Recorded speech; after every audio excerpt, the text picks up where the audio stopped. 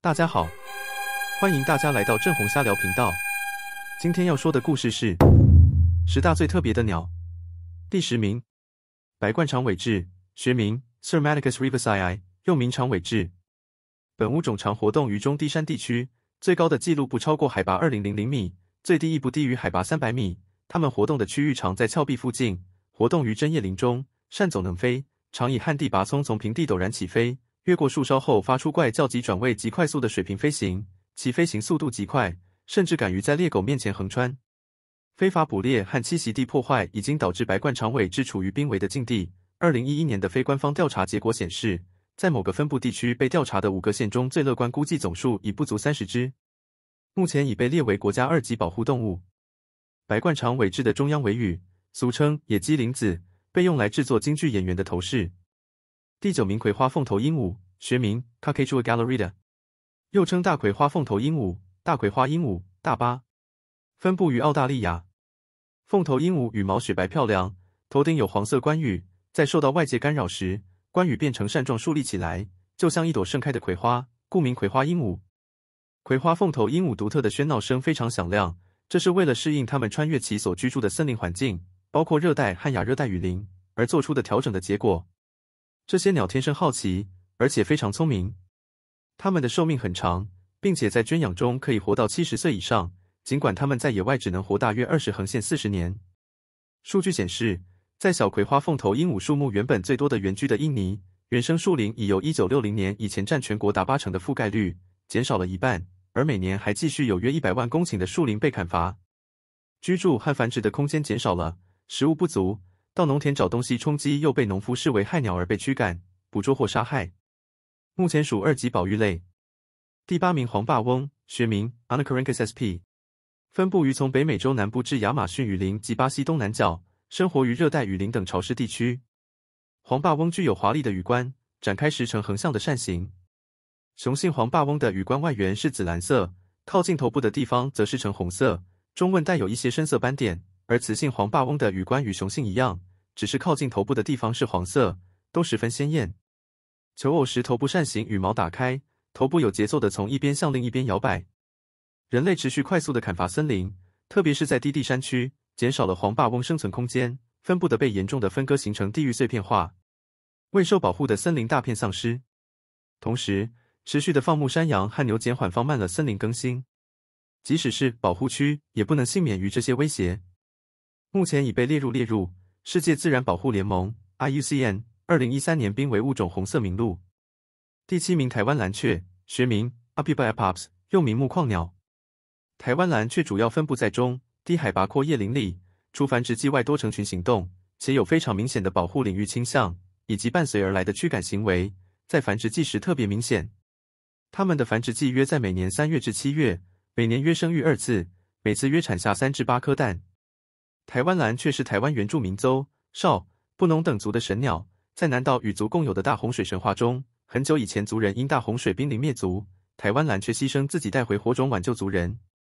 他们的繁殖策略也很有趣，不是爸爸妈妈顾小孩，而是整个家族一起来。那些优先出生、已经离巢，但还没有繁殖能力的哥哥姐姐，会留下来一起照顾巢中的弟弟妹妹，形成4、5只蓝雀共同喂养3至8只雏鸟的有趣画面。这个策略我们称为巢边帮手制，不仅可以增加弟弟妹妹活下来的机会，哥哥姐姐也可借此机会练习带小孩，将来独立成家后，就有更高的繁殖成功率哟。而繁殖期的蓝雀是惹不得的，任何动物靠近，即使是人类这么巨大又恐怖的怪物，它们都会攻击。国家公园成立前，由于猎人大量的捕捉，加上山坡地的过度开发以及农药的滥用，台湾蓝雀的数量大幅减少，甚至在部分地区绝迹。而后由于国家公园及保护区的设立，近几年来蓝雀的数量已大幅增加。第6名，米切氏凤头鹦鹉，学名 Lophocoel leadbeaterii， 又称酋长凤头鹦鹉。英文 Major Mitchell S. cockatoo Leadbeater's cockatoo Pink cockatoo， 常栖息在干燥与半干燥有树的开阔地区，通常成对或一小群约不超过50只左右活动，有时也会数百只聚集在一起，且通常与粉红胸凤头鹦鹉或裸眼凤头鹦鹉、长嘴凤头鹦鹉等凤头鹦鹉群聚在一起。但是许多地方的数量已遭受威胁，常有雏鸟，但甚至在孵雏的雌鸟会被一种澳洲大型蜥蜴或蛇吃掉，人为盗捕，栖息地破坏也是主要原因，与粉红胸凤头鹦鹉争巢穴也是数量不多原因之一，但基本上野外数量仍属稳定。人工繁殖鸟乖巧且爱亲近人，但与其他凤头鹦鹉比起来，它们较不像别的凤头鹦鹉一样爱玩、逗趣，也较不易学会一些把戏及技巧。虽然手养鸟很乖巧，但有些米切氏凤头鹦鹉在成熟时可能会变得有侵略性及攻击性。为避免它发生，饲主在平常就应与其做好良好互动，多与它相处，常让它出笼玩耍。第5名萨克森蜂鸟，学名 Theridophora alberti， 又名萨克森王天堂鸟、阿尔贝特天堂鸟、克森极乐鸟，学名 Theridophora alberti， 为极乐鸟中非常奇特一种。体长只有22厘米，但头上2根饰羽却长达50厘米，饰羽由40余片似珐琅质的方形裂片组成，裂片上下颜色各不相同，上面呈蓝色，下面呈暗红色。萨克森极乐鸟生活在新几内亚海拔1500到2700米的雨林地区，主要以各种水果喂食，偶尔捕食昆虫。它们的交配方式非常特别，而与身体不协调的饰羽则在交配仪式上起着重要作用。求偶时，雄鸟动用头部的特殊肌肉，可将天线般的饰羽摇晃成180度的圆弧。该鸟英文名中的 King of Saxony 和学名中的 Alberti 是作为殊荣赠予当时的萨克森国王阿尔贝特一世。巴布亚新几内亚和新几内亚西部土著有时称该鸟 Kisaba， 是人们对该鸟雄性高声鸣唱的一种解释。婚配为一夫多妻制，交配系统可能是爆发式炫耀，因为雄性炫耀时固定好自己的位置，通常在一片区域内聚集大量雄鸟，同时尝试向此鸟示爱。全球种群未量化，但在原产地属常见物种。由于持续的猎捕压力，推测该鸟种群数量呈下降趋势。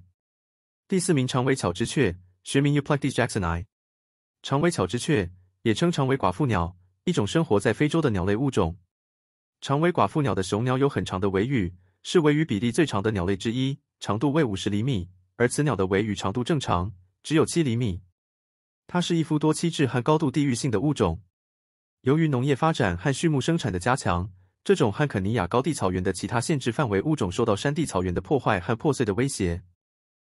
第3名紫胸佛法僧，学名 Coraceus caudidus， 是一种佛法僧。它们广泛分布在撒哈拉以南非洲及阿拉伯半岛南部，喜欢广阔的林地及大草原。它们一般是独居或成对的，留在树顶等地方等待猎物。它们主要吃昆虫、蜥蜴、蝎子、瓜牛、细小鸟类及地上的啮齿目。它们会在树穴中筑巢，每次生2横线4只蛋。双亲会一同孵化鸟蛋，同时会变得具有攻击性。于繁殖季节间，雄鸟会飞到高处向下俯冲，发出尖锐的声音。雄鸟及雌鸟的颜色相似。幼鸟没有成鸟的长尾羽。紫胸佛法僧象征了和平及美好的婚姻。非洲部落中即将结婚的准新人甚至还会去寻找它们掉落的羽毛，再将羽毛绑在婚戒或装饰在服装上，希望也能成为彼此命中注定相守一辈子的伴侣。紫胸佛法僧是波札那及肯亚的国鸟。第2名红腹锦鸡，学名 Chrysolophus pictus， 又名金鸡、鳖雉，原是中国的特有鸟种，但因为外形美丽被引入至英国等欧洲国家，又因为繁殖能力强，肉质不可口，因此野生红腹锦鸡已经大量分布在欧亚大陆。雄鸟头部黄色，身体极色，加上尾部可以长达1公尺，此鸟浑身褐色，有黑色斑点。红腹锦鸡的尾是中国戏曲中孙悟空、花旦等角色的头饰材料，不过目前使用人工的占绝大多数。发情期的雄性常常为争夺雌性发生激烈的冲突，发现中意异性的雄鸟会以雌鸟为圆心环绕雌鸟进行复杂的求爱仪式，包括特定路线的环绕舞蹈、展示美丽羽毛的炫耀行为、扭动身躯的求爱舞蹈等行为。这种表演可以坚持近2个小时时间。雄性红腹锦鸡美丽的外表使得它成为偷猎者热衷的目标，人们常将它们制成标本作为装饰品出售，或拔下羽毛制成工艺品出售。另外，中医传统理论认为本物种去羽毛及内脏，取肉先用，可以有温中补虚、益肝汗血的功效，这在一定程度上也刺激了对本物种的捕猎。第1名极乐鸟 Bird of Paradise， 又名天堂鸟、蜂鸟。它们分布在印度尼西亚东部、托列斯海峡群岛、巴布亚纽几内亚及澳大利亚东部。其雄鸟的羽毛最为著名，尤其是从喙、翅膀及头部延伸出的修长且精巧的羽毛。极乐鸟中最轻小的是王蜂鸟，重约50克，长约15厘米，最长的是黑色连嘴极乐鸟，长约110厘米，而最重的是卷冠灰蜂鸟，重约430克。极乐鸟的身体形态一般与乌鸦相似，更确切地说是鸦科的兄弟类别。它们的喙坚硬或长，脚十分强壮，大约2/3的物种两性差异很大。纽几内亚的社团常常在服饰和仪式中使用极乐鸟的羽毛，在上几个世纪中，这些羽毛也常用于欧洲女士的女帽中。羽毛的狩猎和栖息地的破坏促使一些物种进入濒危状态，砍伐森林造成的栖息地破坏是目前的主要威胁。雄性极乐鸟有厚重的装饰羽，比雌性极乐鸟更不善于飞行，幸好栖息的环境天敌少，演化过程牺牲飞行能力换来利于求偶的外表。因为生活在食物多、天敌少的森林中，雄性极乐鸟可以有比较多的时间发展出更复杂、更吸引对方的求偶舞。就算没有雌鸟在附近，它们的表演欲仍然相当强烈。一旦雌鸟现身，雄鸟会卯足了劲跳上一生所学。比较年轻的雄鸟因为经验不足，会在一旁观察老鸟的舞步，学习、练习，希望未来可以确评中选。华美极乐鸟会展开黑色的披肩饰羽，当做背景衬托出胸前的蓝色胸带和头上的蓝色眼斑。开始以雌鸟为中心，绕着圆圈跳起舞来，直到雌鸟接受它的追求。是不是很有趣呢？大家最喜欢哪只鸟呢？欢迎在留言区告诉我。这集的影片就分享到这边，谢谢大家的收看，我们下期再见，拜拜。